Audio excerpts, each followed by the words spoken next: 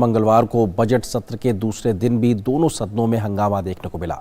राहुल गांधी के विदेश में भाषण पर सत्ता पक्ष और सरकार पर विपक्ष के भ्रष्टाचार के आरोपों के बीच सदन बाधित रहा। लोकसभा अध्यक्ष और राज्यसभा के सभापति ने दोनों सदनों को चलाने की तमाम कोशिश की, लेकिन हंगामे के चलते कामकाज बाधित हुआ। बजट सत्र के दूसरे दिन भी राज्यसभा और लोकसभा दोनों बाधित रहीं, जिसके चलते कामकाज प्रभावित हुआ।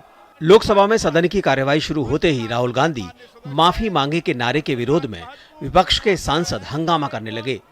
लोकसभा अध्यक्ष ने अपील की कि प्रश्नकाल के बाद पर्याप्त समय दिया जाएगा, आप नोटिस दीजिए, हर विषय पर बहस के लिए मौका मिलेगा।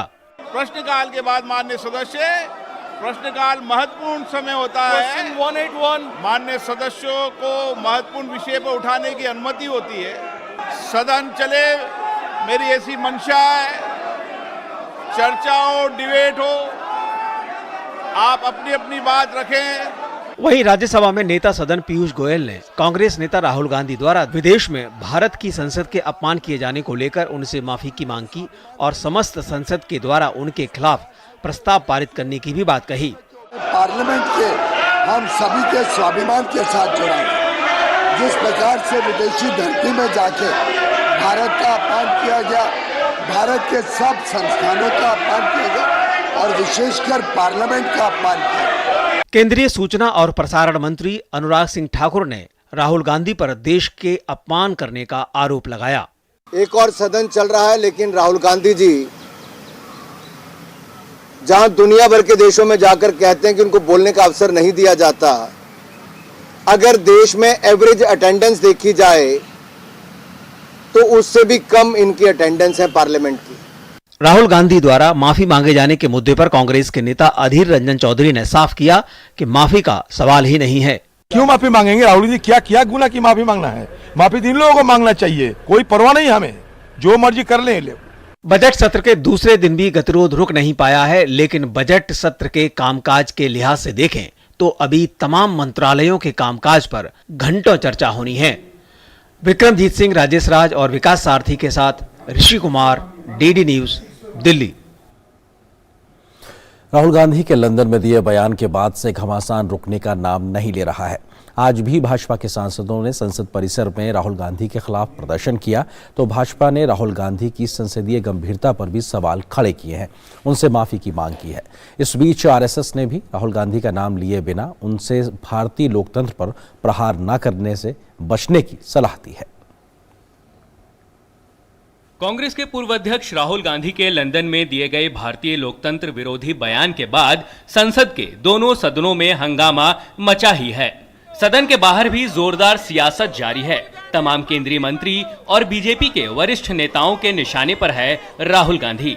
बीजेपी के अनेक सांसदों ने संसद भवन परिसर में राहुल गांधी के बयान को लेकर धरना प्रदर्शन किया और नारेबाजी करते हुए राहुल गांधी से माफी की मांग की।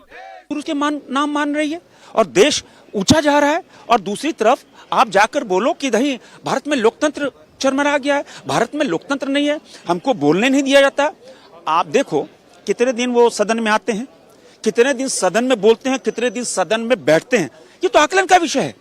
बीजेपी का कहना है कि राहुल ने भारत के लोकतंत्र को बचाने के लिए दूसरे देश से हस्तक्षेप करने का अनुरोध किया। यह भारत के लोकतंत्र का और संसद का अपमान है। संसद में राहुल का माइक बंद करने के आरोपों पर भी बीजेपी ने पलटवार किया और कहा कि वो दुनिया भर में कहते हैं कि उन्हें बोलने का अवसर नहीं दिया जाता, जबकि सदन में उनकी उपस्थिति बहुत कम है। We are telling for two things.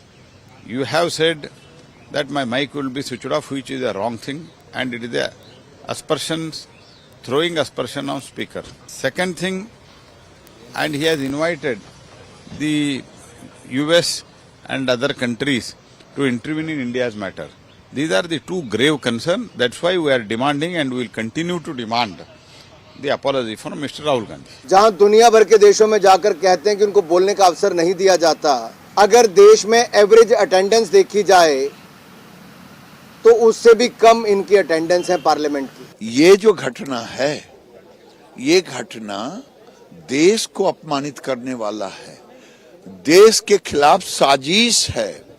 इनके जो टूल किट समय समय पर आते रहता है, उसके नेतृत्व में ये ऐसी ऐसी चीजें करते रहते हैं। आरएसएस ने भी राहुल पर हमला करते हुए साफ कहा है कि वो अपने पॉलिटिकल एजेंडा के हिसाब से चलते हैं।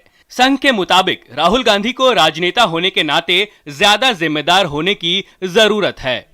इन्होंने हिंदुस्तान में संविधान को इस प्रकार किया, हिंदुस्तान को जेल बनाया था,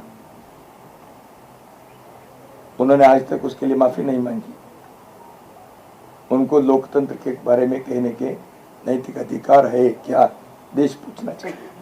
वो अपने पॉलिटिकल एजेंडा से चलते हैं, हमारा और उनका कंपटीशन पॉलिटिकल फील्ड के हमारा नहीं है। वो संघ के बारे में कहते तो मैं इतना ही कहूंगा, कांग्रेस के उनके पूर्वजों ने भी संघ के ऊपर बहुत सारे ऐसे किया। देश के लोग भी, दुनिया के लोग भी संघ को अपने अनुभव से देख रहे, सीख रहे हैं। रियलिटी क्या है सबको मालूम है। हालांकि कांग्रेस राहुल गांधी के बयान के समर्थन में खड़ी है। Congress party has also talked about India's democracy abroad, but it has never invited any foreign intervention. कुल मिलाकर राहुल के बयान पर मचा घमासान थमने का नाम नहीं ले रहा है। सत्ता पक्ष जहां माफी पर अड़ा है, वहीं कांग्रेस राहुल गांधी के बयान को गलत मानने को तैयार नहीं है। पार्लियामेंट टीम के साथ ब्यूरो रिपोर्ट, डीडी न्यूज। केंद्रीय मंत्री अनुराग सिंह ठाकुर ने गांधी परिवार पर निशाना साधा है। प्रियंका गांधी वाड्रा के यस बैंक के सह संस्थापक राणा कपूर पर एमएफ हुसैन की पेंटिंग 2 करोड़ रुपए में खरीदने का दबाव डालने के मामले में अनुराग सिंह ठाकुर ने कहा कि एफएटीएफ की रिपोर्ट कांग्रेस के भ्रष्टाचार का एक और नया मॉडल है। एफएटीएफ की रिपोर्ट कांग्रेस का भ्रष्टाचार का मॉडल दुनिया भर में आज एक केस स्टडी के रूप में नहीं आ गया। एक के बाद दूसरा घोटाला हुआ, लेकिन अब इनके घोटाले के मॉडल भी केस स्टडी। टेरर फंडिंग वाली संस्थाएं जो इन्वेस्टिगेशन करती है, अपना रिसर्च करती है, वो भी कांग्रेस और गांधी परिवार के भ्रष्टाचार के मॉडल पर केस स्टडी कर रही है। अरे आपके भ्रष्टाचार की चर्चा दुनिया भर में है और आप दुनिया भर के देशों में जाकर भारत को बदनाम करने का काम करते हो। वापस आइए और देश से माफी मांगिए। राज्यसभा में भारत को मिले 2 ऑस्कर अवार्ड्स पर समूचे सदन ने देश को मिली सफलता पर बधाई दी है। सभापति ने कहा कि यह देश के लिए गौरव के पल है और पूरा राष्ट्र आनंदित है। राज्यसभा में सदन की शुरुआत होते ही भारत को मिले 2 ऑस्कर अवार्ड पर समूचे सदन ने बधाई दी और कहा कि यह भारत के लिए गर्व का क्षण है। सभापति ने कहा कि द एलिफेंट व्हिस्पर्स के साथ जुड़ी हुई दोनों महिलाएं जानी मानी कलाकार हैं। RRR के लेखक सांसद हैं। ये हमारे लिए और भी खुशी की बात है। Won the best documentary short film Oscar and the song Naatu Naatu. केंद्रीय सूचना और प्रसारण मंत्री अनुराग सिंह ठाकुर ने ऑस्कर जीतने वालों को बधाई दी और कहा कि अब भारत के संगीत की धुन पूरी दुनिया में बज रही है। अनुराग सिंह ठाकुर ने कहा कि यह ब्रांड इंडिया के आने की शुरुआत है, जिसमें लोकल टू ग्लोबल को पहचान मिली है। जिस तरह से भारतीय फिल्म इंडस्ट्री ने एक नहीं 2 अवार्ड्स पाने का काम किया है, सब फिल्म की धूम यहाँ पर थी ही, लेकिन इंडियन फिल्म कंटेंट को आज दुनिया ने, और मैं कहूं ब्रांड इंडिया हैज अराइव्ड। इस अवसर पर नेता सदन पीयूष गोयल ने कहा कि दोनों पुरस्कार भारत का सम्मान है। The world today is recognizing that sustainability has become core to our philosophy. And finally, sir, RRR, the script writer is an honorable member of parliament, Mr. V.V. Prasad. I think we all owe a debt of gratitude to acknowledge Mr. V.V. Prasad's contribution. नेता प्रतिपक्ष मल्लिकार्जुन खड़गे ने भी विजेताओं को बधाई दी और कहा कि दोनों पुरस्कार भारत की पहचान और उसके सिनेमा जगत की ओर दुनिया की तरफ से बेहतरीन झुकाव है। Awardees and particularly first time such an award is given to this Natu Natu and also to the elephants, these things.